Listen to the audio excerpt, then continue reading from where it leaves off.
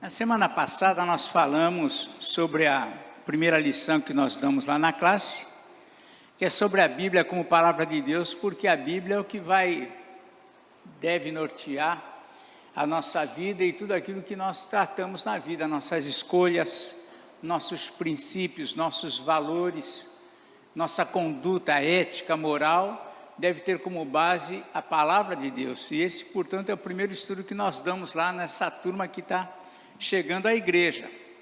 O segundo estudo que nós damos, e vamos falar hoje, é sobre Deus e a criação. Mas antes nós vamos orar, pedindo ao Senhor que nos conduza, que nos dirija, que nos oriente em tudo aquilo que nós formos tratar. Vamos orar. Senhor nosso Deus, nós te agradecemos pelo privilégio de estarmos juntos e para estudar a Tua Palavra. E pedimos que o Senhor mesmo nos ensine, Pai. Fala ao coração e à mente de cada um de nós. Ajuda-nos a abordar o assunto devidamente e que possamos de fato aprender e crescer mais no conhecimento da Tua Palavra. É a nossa oração em nome do Senhor Jesus. Amém. Então hoje nós falaremos sobre Deus e a criação.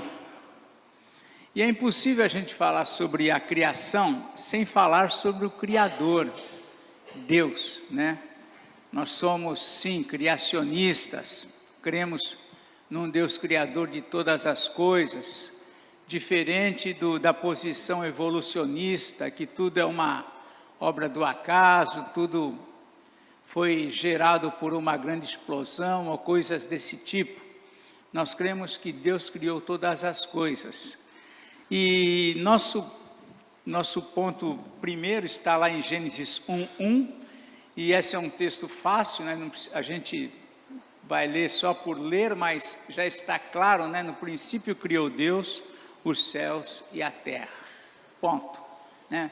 E é isso que nós cremos. Cremos que o texto de Gênesis não é uma alegoria, como muitos querem colocar, mas é um texto verdadeiro, inspirado pelo próprio Deus. Então, no princípio criou Deus o céu e a terra. À luz da Bíblia, sobre Deus, que temos que entender ao falar da criação, falar do Criador, à luz da Bíblia, Deus é um ser eterno, né? Lá no Salmo 90, versículo 2, Salmo 92, os irmãos podem ir acompanhando. Salmo 90, versículo 2, diz o seguinte: antes que os montes nascessem e se formassem a terra e o mundo, de eternidade a eternidade tu és Deus. Deus é eterno. Nós falamos e cremos na nossa vida eterna, mas eterno mesmo é só Deus. Por quê? Mesmo tendo a nossa vida eterna, a nossa vida tem um começo, mas Deus não tem começo e nem fim. Ele é plenamente eterno, de eternidade a eternidade, o Senhor é Deus. Então o nosso Deus, o Criador, é um ser eterno. Ele criou tudo aquilo que existe. No Salmo 33, versículos 6 e 9, Salmo 33, versos 6 e 9, diz o seguinte, verso 6, os céus por sua palavra se fizeram, e pelo sopro de sua boca o exército deles. O verso 9 diz o seguinte, pois ele falou e tudo se fez, ele ordenou e tudo passou a existir. Nós podemos criar muitas coisas, em que sentido, né? A partir do metal, né? A partir da matéria-prima, nós criamos coisas, né? O homem inventou o carro, mas a matéria-prima toda foi criada por Deus. Ele fez todas as coisas, Ele é o Senhor da inteligência do homem que veio a criar o carro, que veio a usar a madeira, que veio a criar o plástico e assim por diante. Mas Deus, Ele é o Senhor de tudo aquilo que existe. E nós só conseguimos criar alguma coisa em cima de um outro material, mas Deus, Ele consegue criar pela sua palavra. Nós não podemos dizer aqui, haja haja carro. Não vai haver carro, né? Mas Deus pode dizer, porque Ele tem esse poder, né?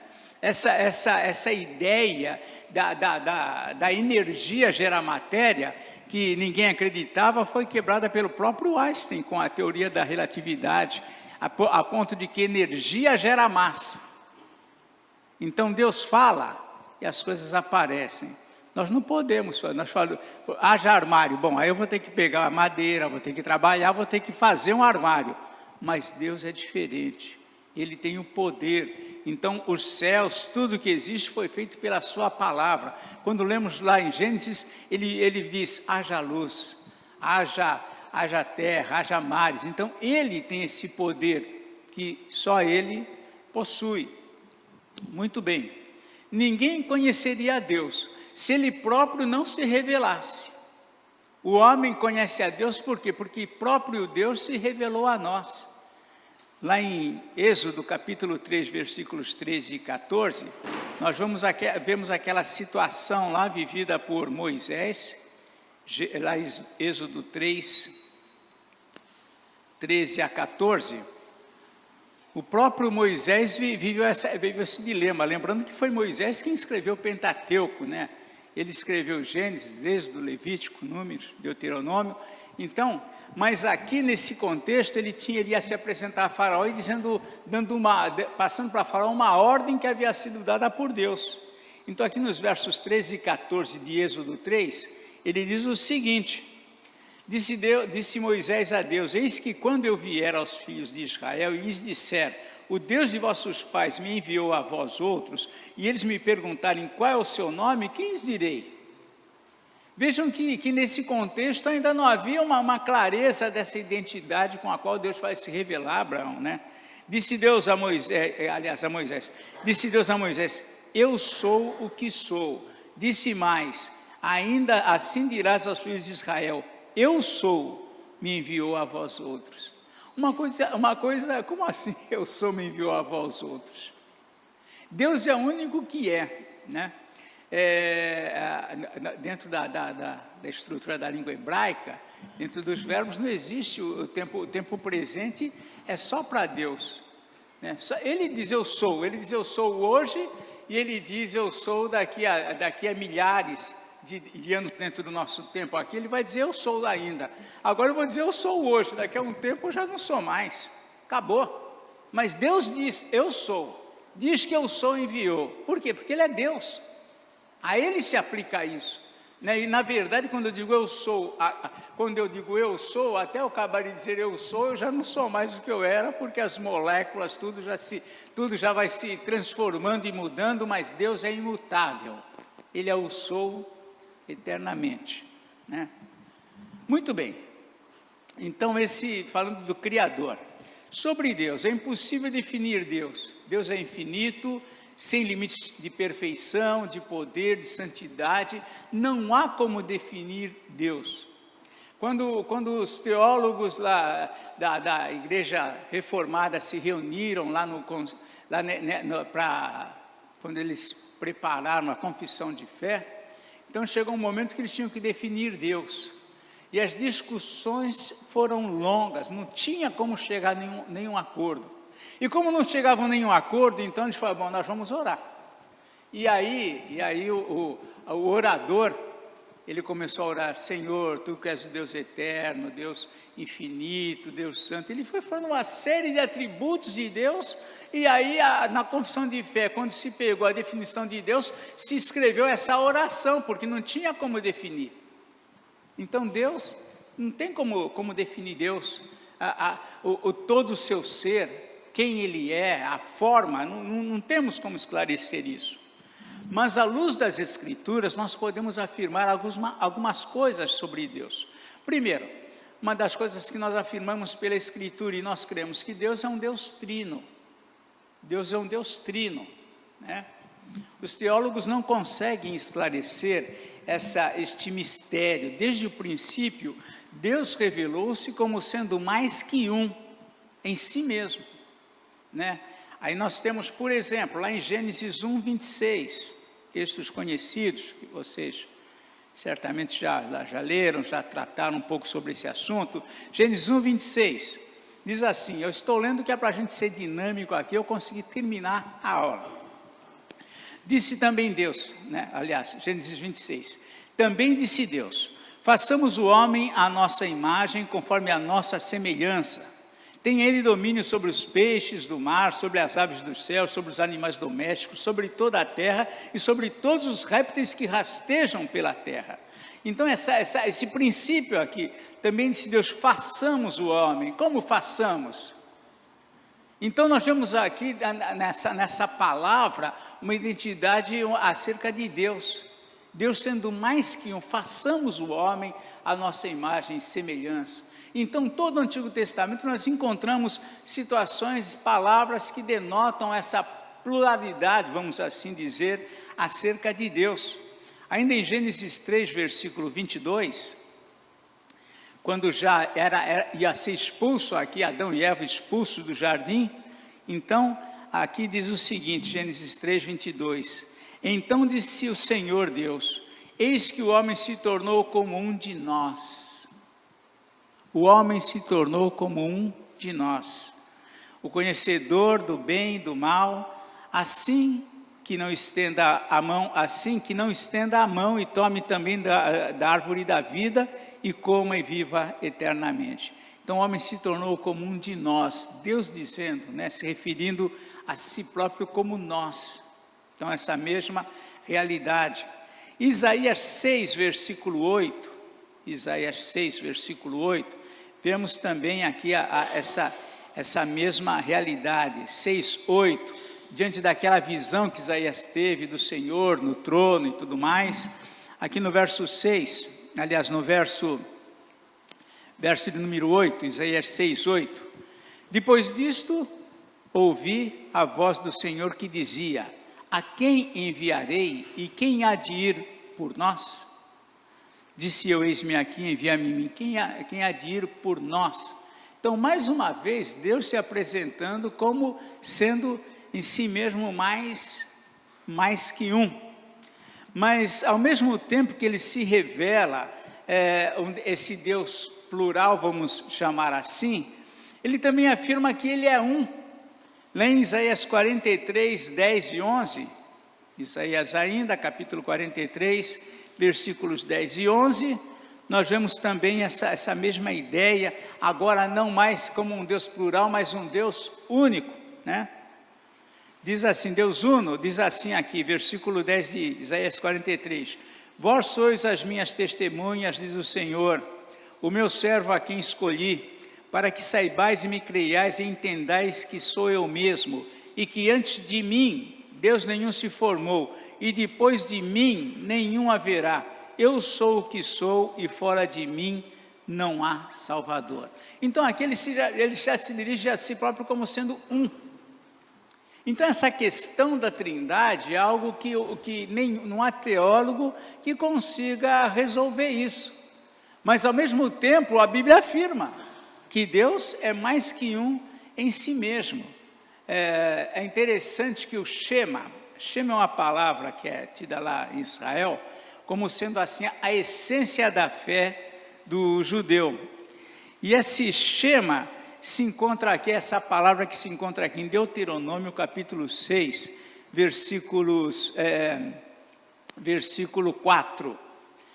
Diz aqui assim, Deuteronômio 6, 4. Ouve Israel, o Senhor nosso Deus é único Senhor.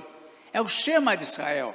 Só que é interessante que na língua hebraica, essa palavra único, por exemplo, quando Abraão recebe a ordem para sacrificar Isaac, o Senhor diz a ele, toma teu filho, teu único filho, aquele a quem amas.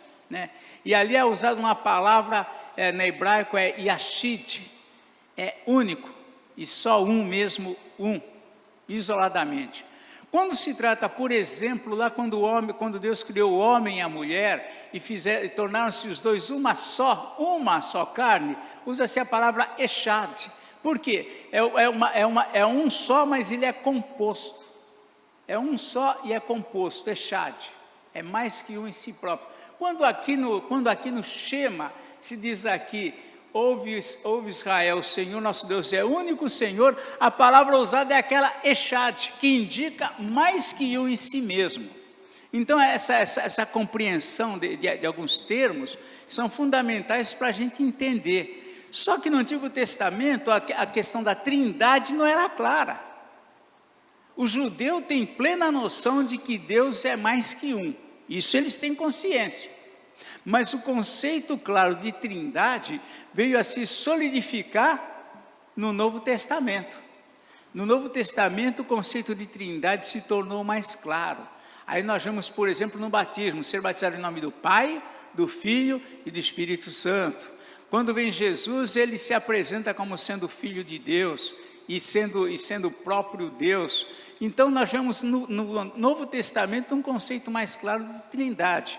Então, nós descobrimos que algumas coisas sobre Deus, a Bíblia afirma, né? Sobre a trindade, por exemplo, né? Esse conceito inexplicável. Lá em Mateus 28, 19, diz lá, ide por todo o mundo e batizai-os, né? Batizando, fazer discípulos, batizando em nome do Pai, do Filho e do Espírito Santo. As pessoas da criação envolvida. Quando, por exemplo, nós lemos lá em João, o Evangelho de João, diz lá no princípio era o Verbo, e o Verbo estava com Deus, e o Verbo era Deus. De Jesus, o Filho, participando lá na criação. Quando nasce Jesus, lá que é anunciado, a vinda de Jesus anuncia o Emanuel, ele é o Emanuel, Deus conosco. Então, o conceito de trindade veio a tomar forma, de fato, no Novo Testamento. Sobre Deus ainda, né? Sobre Deus, o que a Bíblia apresenta sobre Deus? A Bíblia fala que Deus é Espírito, né? Isso está lá em João, capítulo 4, 23 e 24, aquele diálogo de Jesus com a mulher samaritana. João, capítulo 4, versículos 23 e 24, diz o seguinte: mas vem a hora e já chegou em que os verdadeiros adoradores adorarão o Pai em espírito e em verdade, porque são estes que o Pai procura para seus adoradores. E afirma, Deus é espírito, e importa que os seus adoradores o adorem em espírito e em verdade. Deus é espírito. A palavra espírito na língua grega é uma palavra, tem uma raiz muito conhecida nossa, pneuma, pneumático, pneuma. Pneuma significa no grego ar. Então, como explicar? Desenha o ar para a gente ver aí. Como assim? Então, Deus é espírito, é ar. O sentido desse termo é profundo, é inexplicável. Deus é espírito, importa que seus adoradores o adorem como? Em espírito, ou seja, não há imagem, não há nada para identificar. É assim que os adoradores adoram a Deus. Da mesma forma, em todo lugar, não tem espaço, não tem um lugar próprio. Importa que seus adoradores o adorem também em espírito e em verdade. Então nós vemos aqui falando sobre esse aspecto que Deus é espírito. Essa declaração visava não só ensinar que Deus está em todo lugar, mas o modo como adorá-lo sem representação. Então Deus está falando com a mulher samaritana. Eles tinham lá, eles adoravam lá, eles tinham o templo deles lá em Samaria, tinha lá a maneira deles. E os demais tinham lá em Jerusalém, tinham o templo. Então ela está dizendo, onde que se deve adorar, aqui ou lá? Aí Jesus fala, em nenhum dos dois lugares. Deus é espírito, importa que seja adorado em espírito e em verdade. Nem aqui, nem lá, não há um lugar, portanto, específico. Como naquele contexto ainda havia esse conceito. Muito bem, então Deus Pai, Deus é espírito. Sobre o Deus Filho. Deus Filho é o Emanuel, Deus conosco. Mateus 1:23 diz isso, né? Lá em Mateus capítulo 1, versículo 23, diz assim, Mateus 1:23, eis que a virgem conceberá, dará à luz um filho, e ele será chamado de Emanuel, que quer dizer Deus conosco. Então, o Deus Filho aqui dentro do conceito de trindade. Em João 10:30, Jesus ele afirma a sua unidade com o Pai. Lá diz exatamente isso. Ele dizendo, eu e o Pai somos um. Como um? É um conceito, como assim? Eu e o Pai somos um, né? Se apresentando, ou seja, então ele também é Deus. A gente vê aí a grande luta que ele enfrentou com os fariseus, com os religiosos da época, porque ele se apresentava como sendo também Deus. Eu e o Pai somos um. Então, se apresentando como o próprio Deus. Os discípulos reconheceram a divindade de Jesus. Lá em João 20, 27 e 28, João 20, 27 e 28, nós vemos a situação lá que se manifesta, obrigado Rodrigo, se manifesta Tomé, né? Tomé, todo mundo conhece a história de Tomé, né? Até antes de conhecer o Evangelho, a gente conhece um pouquinho da história de Tomé, tem que ver para crer, assim que é definido Tomé. Por quê? Porque quando Jesus teve a primeira aparição dele após a ressurreição, se deu quando os discípulos estavam reunidos lá, só eles, e Tomé não estava, só eles, então eles viram Jesus, naquele primeiro dia da semana, né? No primeiro dia da semana Jesus aparece, e aí eles falam posteriormente para Tomé, olha, nós vimos o Senhor apareceu entre nós. O que Tomé fala? Se eu não tocar o dedo na ferida dele, nas mãos e do lado, eu não vou acreditar. Tá bom. No primeiro dia da semana seguinte, ele estava junto, e Jesus apareceu de novo. E aí então Jesus, né, ele vê Jesus, e aí logicamente ele crê. Então aqui em 27 e 28 diz assim, né, Jesus aparece lá pela segunda vez, e logo disse a Tomé, está aqui no versículo 27, do capítulo 20 de Mateus, de João, põe aqui o dedo e vê as minhas mãos, chega também a mão e põe-na no meu lado, não sejas incrédulo, mas crente. Respondeu Tomé, Senhor meu e Deus meu. A palavra que Tomé usa aqui, é a palavra que foi traduzida lá no Antigo Testamento, você encontra aqui a palavra Senhor, em letra maiúscula, né? Senhor lá.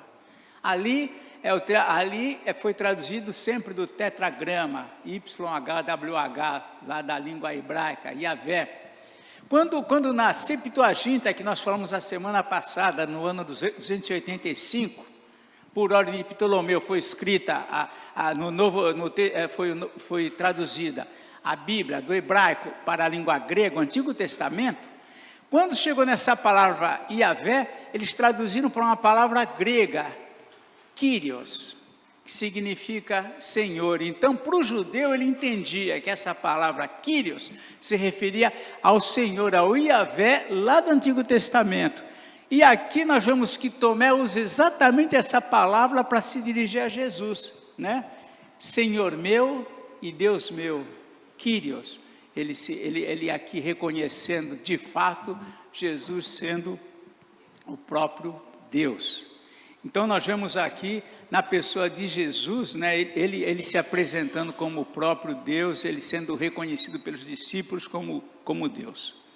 Aqui no capítulo 5 de João capítulo 5, versos 22 e 23, João 5, 22 e 23, nós vemos que Jesus deve ser honrado da mesma forma como o Pai. Isso daqui é um bom versículo para os TJ, os Testemunhas de Jeová. É um ótimo versículo, porque na tradução deles é a mesma que a nossa nesse ponto, não dá para eles fugirem. Então diz aqui nos versículos 23, João 22 e 23, aí Jesus está lá fazendo o discurso dele, explicando sua missão. E o Pai a ninguém julga, mas ao Filho confiou todo o julgamento, a fim de que todos honrem o Filho do modo por que honram o Pai. Quem não honra o Filho, não honra o Pai que me enviou. Olha, para alguém ser honrado como Deus, tem que ser Deus. Não dá para honrar alguém menos do que Deus. Então, se o Filho tem que receber a mesma honra como Deus recebe, então o Filho também é Deus. E esse era um conceito muito claro, tanto é que quando Jesus se dizia filho de Deus, ele já era condenado pelos religiosos. Por quê? Ao dizer sou filho de Deus, ele estava dizendo, e para os judeus isso era claro, ele também é Deus. Então isso gerava todo esse conflito que ele vivia. Então nós vemos aqui, já vimos aqui Deus o Pai, Pneuma, o Espírito, Deus o Filho Emanuel. E tem o Deus Espírito Santo, que é um ser pessoal na mesma qualidade de Deus Pai e o Deus Filho, tá? João 14,16, João 14,16. João 14,16 diz o seguinte, né? Jesus está aqui preparando os discípulos para a partida dele, então ele está aqui consolando eles, preparando eles para a sua partida. E aqui ele diz, né, no verso 18, ele diz assim, não vos deixarei órfãos, voltarei para vós outros. Mas aqui no versículo 16 ele diz assim, e eu rogarei ao Pai, e ele vos dará outro Consolador, a fim de que esteja para sempre convosco. Eu rogarei ao Pai, ele vos dará outro Consolador. Esse outro Consolador é muito aqui é uma situação bem interessante na língua grega. A língua grega ela tem outro para uma situação e tem outro para outra situação. Existe a palavra outro que se refere, a palavra outro que se refere a outro do mesmo tipo, né? E tem a palavra outro que se refere a outro idêntico, exatamente igual, né? É como você quebrou a bicicleta de alguém, não tem mais conserto, você fala, eu vou te dar outra bicicleta. Aí você pode dar uma bicicleta velha, uma bicicleta nova, aí você dá a bicicleta que você quiser. Mas na língua grega, se você usar a palavra outro dentro desse outro critério, a bicicleta que você vai dar tem que ser idêntica àquela que você avariou, né? Então aqui a palavra seguinte, lá na língua grega, né? E tem a palavra lá, alos e héteros. E aí uma delas se refere a um objeto do mesmo tipo, e a outra se refere a um objeto exatamente igual. E aqui a palavra, quando Jesus diz, eu enviarei outro Consolador, é outro igual a ele. Para ser outro igual a ele, se ele é Deus, o outro também tem que ser Deus. Então eu rogarei ao Pai e ele vos enviará outro Consolador, outro que nem Jesus, outro Deus, com a mesma autoridade, com o mesmo poder, com a mesma realidade, dentro da mesma realidade. Então, por exemplo, a palavra que se refere a coisas diferentes é héteros, héteros. Lá em 1 Coríntios 14, 21, 1 Coríntios 14, 21, só para a gente entender, né? São coisas mais profundas, mas é bom saber. 14, 21, aquele texto lá das línguas, o povo gosta de discutir isso aqui, não tem nem o que discutir, mas discutem, vamos lá. Na lei está, 1 Coríntios 14, 21, na lei está escrito, falarei este povo por homens de outras línguas e por lábios de outros povos, e nem assim me ouvirão, diz o Senhor. Eram as línguas lá que eram línguas de outros povos, o povo estava interessado em línguas que ninguém entendia nada, que não havia tradução, que era a glossolalia lá. Mas enfim, então lá em Isaías 28, 11 e 12 já estava previsto, o profeta já tinha dito, olha, eu vou falar este povo por outras línguas. Esse outras se refere a essa questão do héteros, que é outras, mas são outras variadas. Outras variadas. E a palavra alos, essa se refere a realmente aquilo que é um só, que não tem outra saída, que não é diferente. Então nós vamos aqui que dentro da língua grega nós podemos entender que Jesus aqui se referia a um outro semelhante exatamente a ele. Muito bem. Então aqui, por exemplo, nós sabemos, sobre o Espírito Santo, que ele é o Deus que habita em nós, tá? Então vamos lá em 1 Coríntios 3, 16 e 17. 1 Coríntios ainda, capítulo 3, 16 e 17. Paulo escrevendo aqui: não sabeis que sois santuário de Deus e que o Espírito de Deus habita em vós? Se alguém destruir o santuário de Deus, Deus o destruirá, porque o santuário de Deus que sois vós é sagrado. A ação do Espírito Santo, do Deus Espírito Santo no Antigo Testamento, ela é diferenciada da ação do Espírito Santo no Novo Testamento. No Antigo Testamento, havia aquela questão do Espírito Santo ocasionalmente tomar a vida de alguém. Então, por exemplo, Sansão, quando era tomado pelo Espírito Santo, ele rebentava as cordas, não tinha peso, não tinha nada, ele se tornava forte. O rei Saul, por exemplo, teve momentos em que ele falava pelo Espírito Santo, ele foi tomado, e outras horas não. Davi, no Salmo 51, ele pede: não me retires o Espírito Santo. Então era uma questão transitória, ocasional do Espírito Santo. No Novo Testamento, o que diferenciou? Ele veio para morar no coração do homem. Ele veio para fazer habitação no coração do homem, em todo o tempo. E isso é diferente. Por isso que Paulo aqui, isso aconteceu o quê? Com a descida do Espírito Santo. Aí vem lá o Pentecostes, o Espírito Santo descendo. Foi um evento único, extraordinário, incomum, onde a partir desse tempo, ele habita o coração daqueles que creem, daqueles que nascem de novo. Então a esses, Paulo diz aqui: vocês não sabem que são santuários de Deus? E que o Espírito de Deus habita em vós? Então o Espírito Santo, sendo o próprio Deus também presente na vida do pecador, daquele que crê.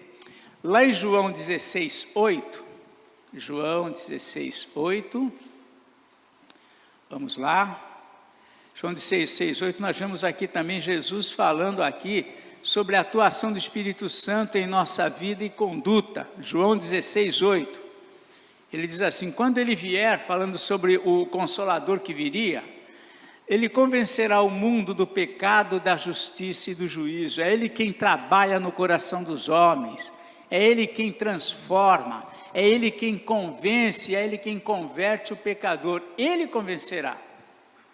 O mundo não tem senso do juízo, né? O mundo não tem senso desse final, mas somente o Espírito Santo, ele convencerá o mundo do pecado.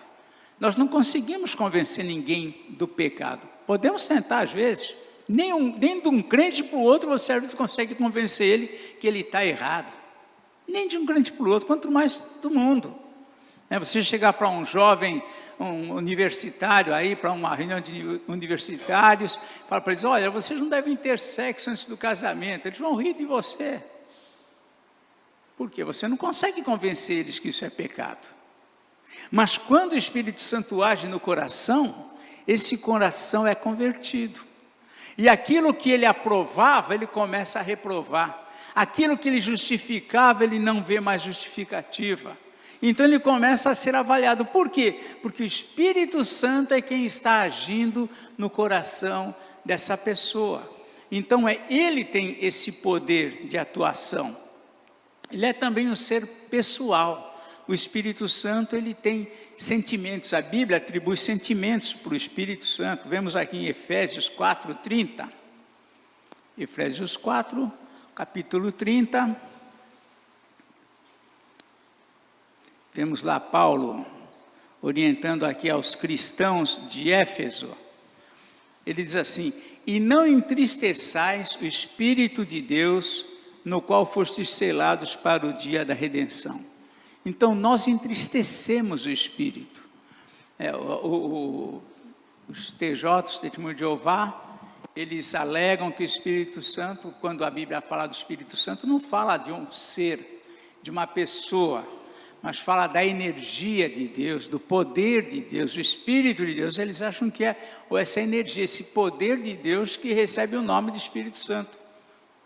Mas a energia não se entristece, poder não fica triste, mas o ser, que é o Espírito Santo, ele se entristece. Então, quando nós erramos, quando nós somos rebeldes, quando nós somos desobedientes, o que acontece? Nós estamos entristecendo o Espírito Santo de Deus. Quando persistimos no pecado, persistimos no erro. Então aqui o apóstolo Paulo, ele vinha falando sobre a conduta do cristão. Ele está aqui a partir do verso 25, ele fala deixando a mentira.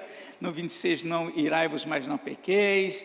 No 27, não deis lugar ao diabo. Aquele que furtava, não furte mais. Não saia da vossa boca nenhuma palavra torpe, etc. E ele dizia, não entristeçais o Espírito de Deus. Ou seja, a nossa conduta, a nossa vida pode estar entristecendo o Espírito Santo que habita em nós. Então, é a realidade da presença do Espírito Santo.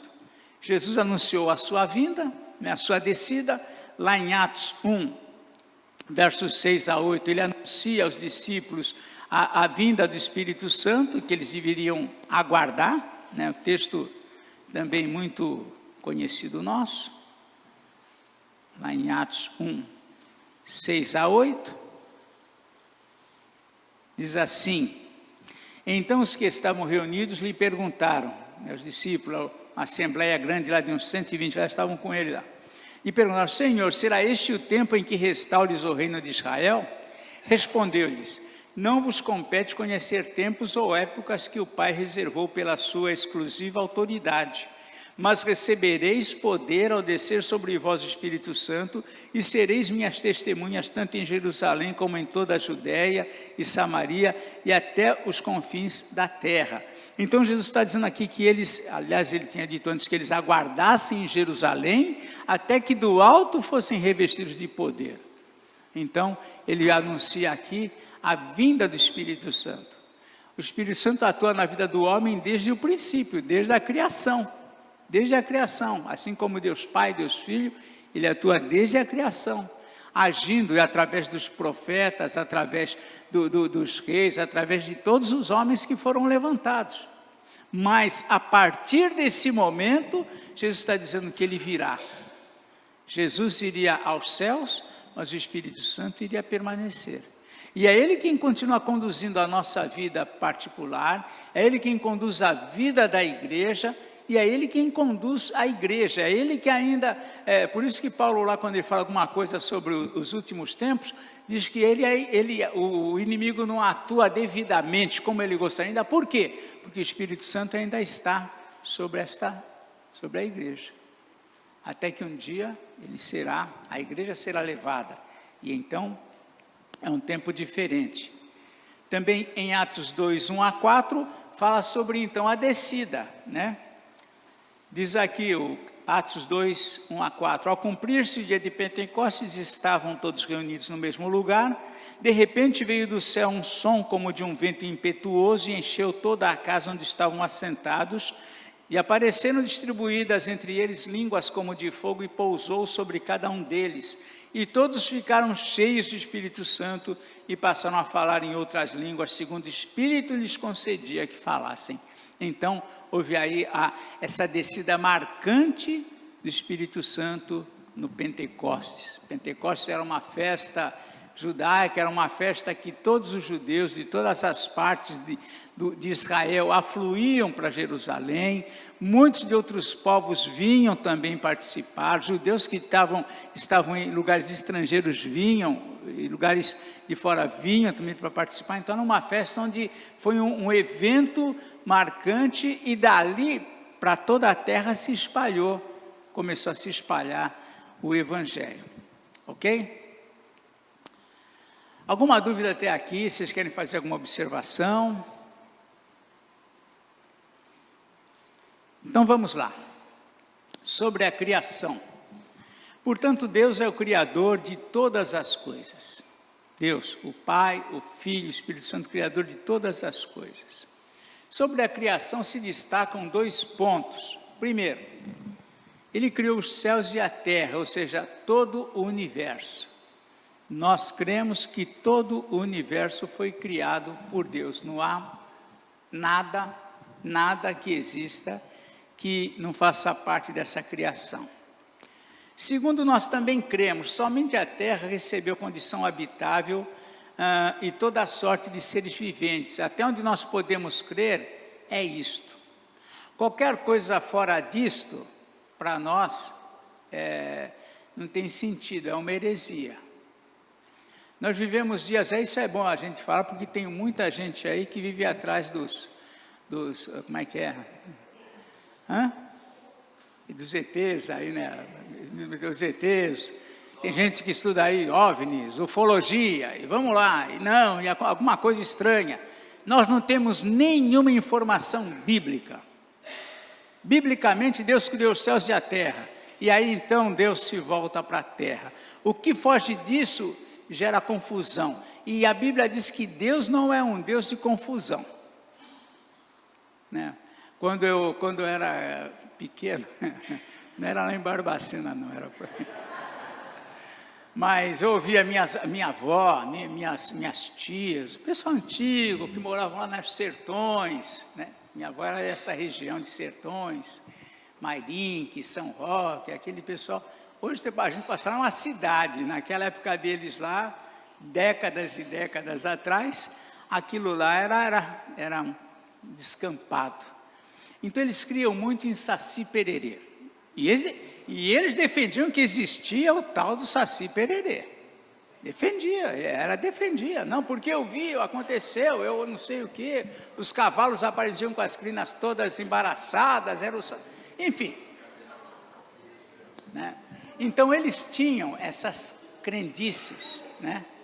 E hoje a coisa mudou. Antigamente então era o Saci Pererê, tinha outros mais figuras folclóricas aí que eles também acreditavam, mas a gente até entende a ignorância.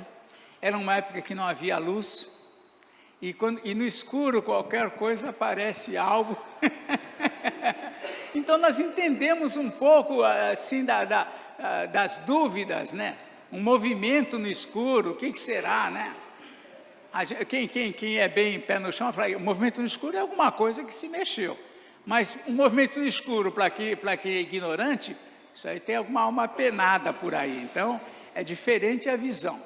Mas, à luz da Bíblia, em termos de vida, é o que existe. Né? A gente às vezes, quando era garoto, tivesse que subir uma escada no escuro, eu ia ficar desesperado, ia correr, porque a impressão que alguém ia me pegar. Mas hoje eu sei que só se tiver alguém, porque não tem mais nada além do que alguém poderia estar ali.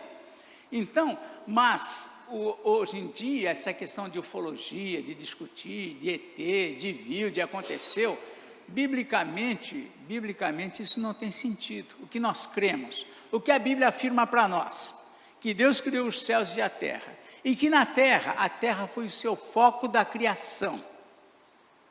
Pessoal, não, porque em Marte, porque antigamente era na Lua, agora é Marte, e assim eles vão tentando buscar alguma coisa, e Deus criou os céus e a terra, na terra ele fez toda a obra da criação dele, criou aqui os seres viventes, foram criados aqui na terra. Essa é a nossa crença. Segundo as Escrituras, tudo foi criado ordenadamente num período de 6 dias, né? Aí é outra briga, né? Por quê?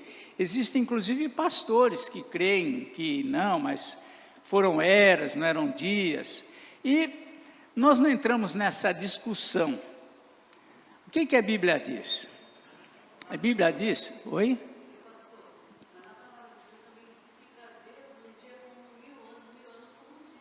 Sim.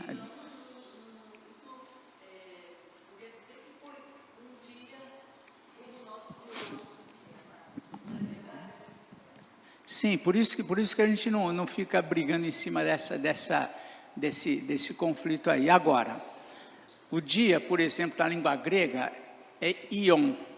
Ion é dia, né?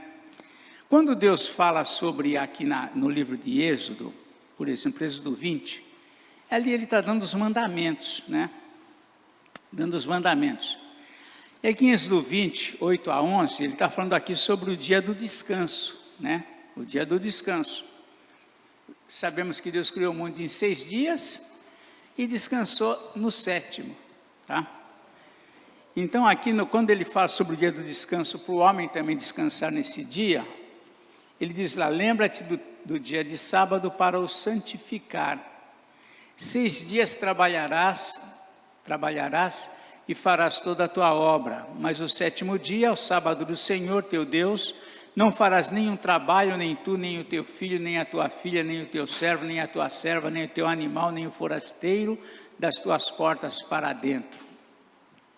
A mesma palavra Yom, usada lá no Gênesis, é usada também aqui. Yom.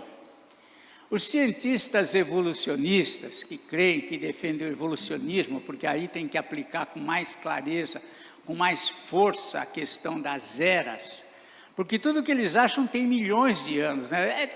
Eu não consigo entender. Achamos um osso, esse osso tem 300 milhões de anos. Para mim, na minha mentezinha pequenininha aqui, isso é uma coisa muito estranha, mas eles defendem, fazem o teste chamado do carbono 14, que não é um teste seguro, e já foi provado também cientificamente que não é um teste seguro, mas é o que eles continuam usando. Mas os cientistas mais renomados, eles são criacionistas, eles creem que o mundo foi criado, não é produto de qualquer obra do acaso, qualquer explosão, porque a explosão cria desordem, a explosão não cria ordem. Então, é mais fácil ter fé na criação do que ter fé no evolucionismo, mas tem gente e tem ambientes que, se você defender o criacionismo, você vai tido como um ser ignorante. Dentro do meio acadêmico, aí até o cientista é obrigado a defender, ou pelo menos não falar nada contra o evolucionismo. No entanto, muitos têm se levantado na nossa época, muitos têm aderido ao design inteligente, então tem muita coisa aí. Mas os maiores cientistas, mais renomados, mais conhecidos, Galileu, Copérnico e tantos mais que você possa procurar, grande parte defende o criacionismo. Segundo os cientistas também que defendem o criacionismo, segundo eles, dentro do estudo deles, a Terra teria cerca de 10 a 11 mil anos. Fugiu dos milhões, segundo eles. E segundo eles adotam esse tempo como sendo um tempo da criação, embora o judeu, por exemplo, está vivendo o ano de 5.700 e tanto dentro do calendário deles. O nosso ano é de Jesus Cristo, dentro do calendário deles é 5.000, não vou me lembrar agora exatamente, teria que ver lá. Mas se você entrar no Google, está aí o ano que o judeu está vivendo, né, no calendário deles. Que é um calendário marcado e não lógico de Adão, mas de Abraão, provavelmente, ou de Moisés, que é quando os calendários os dias começaram a ser contados. Tá? Então, nós vemos aqui dentro de criação, é uma situação que vai muita discussão. Tem pastores que defendem que a Terra realmente possui muito mais anos, que os dias eram eras e não dias como os nossos. Agora, para nós particularmente, eu vou dizer minha posição particularmente, para mim Deus podia ter feito em um dia, ele fez em 7, sei lá, ele fez em 6, podia ter feito em um dia. Alegar, por exemplo, que esse tempo é um tempo para que as flores brotassem, a semente germinasse, os mares se multiplicassem, os peixes e tudo mais, isso é pequeno demais para a cabeça, né? Deus pode fazer tudo num momento. Certa vez, né, tem um exemplo lá de Arão e o povo de Deus estavam lá num conflito lá de quem tinha autoridade, e aí o Senhor disse para Moisés, pede então para que cada cabeça de tribo traga aí um cajado, aí uma de flor de amendoeira, alguma coisa assim, traz lá para mim, entrega para Moisés. Moisés pegou os cajados, pegou o cajado de Arão e guardou num dia. No dia seguinte ele falou, aqui florescer é esse que tem autoridade. No dia seguinte a vara de Arão tinha produzido o fruto, já estava tudo pronto, então Deus não precisa de eras para criar o que ele criou. Né? Uma das ideias de que defender as eras é a questão de tempo necessário para isso. Tempo é uma questão que Deus não depende, tempo não depende, Deus não depende de tempo. Então, mas fica aí a ideia, né? Se você pegar os melhores cientistas, pegar algumas informações, você vai ter essa informação da Terra tem entre 10 a 11 mil anos. Eu sempre lembro, quando eu falo disso, eu sempre me lembro de uma coisa interessante, né? Uma figura interessante, né? Do Raul Seixas. Né? Deixa eu falar do Raul Seixas. Ele fez uma música dizendo assim: eu nasci há 10 mil anos atrás. Todo mundo que é da geração antiga deve lembrar, né? Eu vi a Arca de Noé cruzar os mares, eu vi isso, eu vi aquilo. Ele vai discorrendo, ele acho que ele até foi na Bíblia pesquisar e fez lá está na música lá.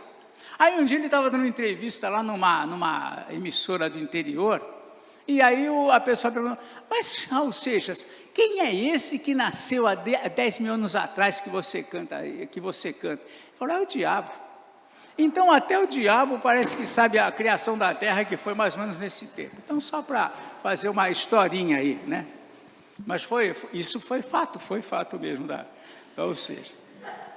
Então fica aí essa questão da criação, né? Deus criou o mundo habitável, né? Tudo foi criado em 6 dias. Agora, se fossem eras, a gente tinha que também trabalhar uma era e descansar uma era também. Trabalhar 6 eras e descansar uma era. A gente trabalha 6. Então, mas deixa lá, né? Isso não é o fundamental, mas é importante você estudar e ter com você algum ponto de vista que você creia. Isso é importante, tá? Muito bem. Deus avaliou tudo que Ele criou, né? E a Bíblia diz que era tudo muito bom. Deus não falou que era bom, Ele falou que era muito bom. Gênesis 1:31, né? Gênesis 1:31, diz lá que Deus criou todas as coisas, e aí no 31 dá lá o resumo. Viu Deus tudo quanto fizera, e eis que era muito bom. Quando eu digo que é muito bom, você fala: bom, é muito bom aos olhos do Nelson aí, está muito bom. Mas quando Deus disse que era muito bom mesmo. Era excelente, né? Sob todos os aspectos, né? Físico, a criação, tudo, né? O homem, mulher, tudo era muito bom. Então, nós vemos aqui que Deus criou um mundo perfeito e habitável, e é um mundo, alguns estudam e concluem assim: Deus criou esse mundo para o homem. Tudo foi criado visando o homem, né? O ar, todo o contexto, né, físico criado visava o homem nesse sentido. Deus criou o homem completamente adequado a esse ambiente. O alimento, a princípio, era a erva que produzisse sementes, árvores frutíferas e cujo fruto produzisse semente. Esse era o alimento do homem até então. Gênesis 1:29, diz o seguinte: disse Deus ainda: eis que vos tenho dado todas as ervas que dão sementes e se acham na superfície de toda a terra, e todas as árvores em que há fruto que dê semente, isto vos será para alimento. Então, está aí, qual era o alimento do homem lá? Ervas que dê semente, frutas, tudo que dá semente, o homem poderia se alimentar. Era a alimentação dele nesse contexto. É interessante a gente saber também que, logicamente, isto mudou, né? Lá em Gênesis 9, 1 a 13, nós vemos lá uma referência aqui. Gênesis 9, 1 a 3, aqui já após o dilúvio, essa realidade tem uma mudança. Diz aqui Gênesis 9, 1 em diante: abençoou Deus a Noé e a seus filhos e lhes disse: sede fecundos, multiplicai-vos e enchei a terra. Mesma ordem que foi dada lá para Adão, para Eva. Pavor e medo. Agora, o que acontece? Isso não acontecia, mas agora já acontecia depois do Éden. Pavor e medo de vós virão sobre todos os animais da terra e sobre todas as aves do céu. Tudo que se move sobre a terra e todos os peixes do mar nas vossas mãos serão entregues. Os homens têm domínio sobre toda a criação. Tudo que se move e vive ser-vos-á para alimento. Como vos dei a erva verde, tudo vos dou agora. Então nós vemos aqui essa questão alimentar, sofrendo aqui uma mudança sensível. Agora o homem, lógico, depois vão vir orientações sobre que tipo de animais, isso vem lá com Moisés, nas leis, ele vai esclarecer tudo, tudo que deve se comer. Mas agora então, a carne começou a fazer parte da dieta alimentar do homem. Muito bem.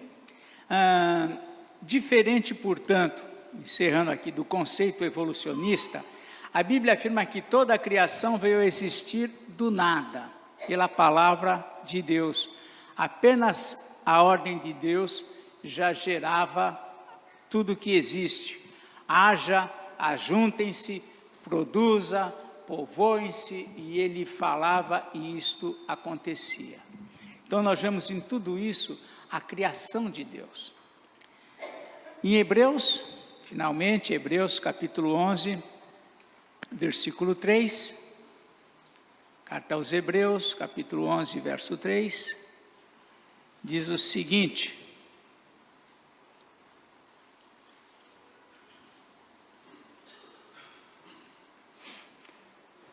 falando aqui sobre a fé, porque tudo isso que nós estamos falando, irmãos, só é crido pela fé.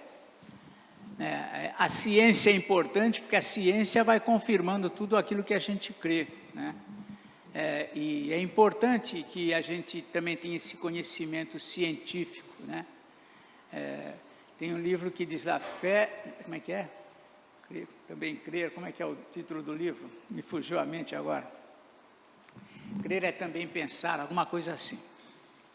Então nós, claro, logicamente, a ciência tem um fundamento importante para nós, porque a ciência nunca a ciência foi contra a fé. A ciência sempre, uma vez estudada, ela concluía que aquilo que nós cremos é verdadeiro. Se você ler livros daqueles que, como é que é lá, do pessoal lá que faz escavações, lá os arqueólogos aí, né? Se você ler sobre a arqueologia bíblica, por exemplo, você vai ver tanta coisa que foi descoberta, que comprovava, tão somente vinha comprovar aquilo que as escrituras já tinham falado. Os próprios arqueólogos usavam as escrituras para chegar e pesquisar alguns ambientes onde algum fato tinha acontecido. Então, mas é isso, mas a fé é a fundamental. E aqui em Hebreus 11, 1 a 3 diz assim: ora, a fé é a certeza de coisas que se esperam, a convicção de fatos que se não veem. Pois pela fé os antigos obtiveram bom testemunho. Pela fé entendemos que foi o universo formado pela palavra de Deus, de maneira que o visível veio a existir das coisas que não aparecem. É isso que nós cremos, né? A fé, para os ímpios, é uma loucura, né? A fé é uma loucura. Como assim? Você não viu e crê? Sim. Isso é a fé. A fé é isso. A gente tem convicção de alguma coisa que nós não vimos. Nós não vimos o nosso nome lá no livro da vida. Mas nós cremos em Jesus e cremos que o nosso nome está lá. Então é fé. É pela fé que nós vivemos. Nós não vivemos, ninguém veio falar para nós como que é o céu, mas nós acreditamos no céu. Não vimos ninguém que já vive, que já experimenta a vida eterna, mas nós cremos na vida eterna. É fé. Assim também diz respeito à criação, né? Se alguém que queira discutir, somente discutir, sem ter interesse de conhecer, para ele tudo isso vai ser apenas motivos de discussão e não vai chegar a conclusões, não vai chegar àquilo que é o essencial das Escrituras, né? Que é Deus criou o mundo, Deus enviou seu Filho para morrer em nosso lugar, e tudo isso nós cremos pela fé. E só conhecemos a Deus porque Deus mesmo se revelou. Cremos dessa forma porque Ele mesmo se revelou aqui nas Escrituras, a Moisés, aos profetas, e temos hoje as Escrituras para falar sobre Deus. E isso, para o homem, para aquele que é resistente, é uma loucura. Eu creio que os meus pecados são cancelados, tudo que eu fiz de errado. Quanta coisa eu fiz de errado. Foi cancelado porque alguém morreu na cruz e eu creio nele. Como assim? É assim, é simples. Eu crendo que ele morreu por mim, pelos meus pecados, eu me arrependendo das coisas que eu fiz, eu tenho a vida eterna. Mas é uma coisa que é pela fé. Mas explica para mim isso aí. Como explicar? Então nós temos, a Bíblia ela trata de fé.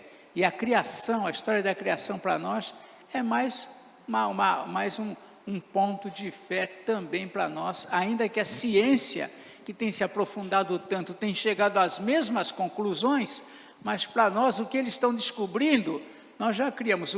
Eu certa vez estava dando lá no Fantástico, lá, olha, cientistas concluíram, aqui, manchete, lá, o homem foi feito do pó da terra. O crente já crê nisso desde que ele começou a ler a Bíblia, ele já sabe disso. A ciência vai concluindo, a ciência vai provando. Mas para nós, é pela fé que nós cremos, que de fato o homem foi feito do barro, como a Bíblia diz. Como assim? Deus é o Senhor. Ok, gente?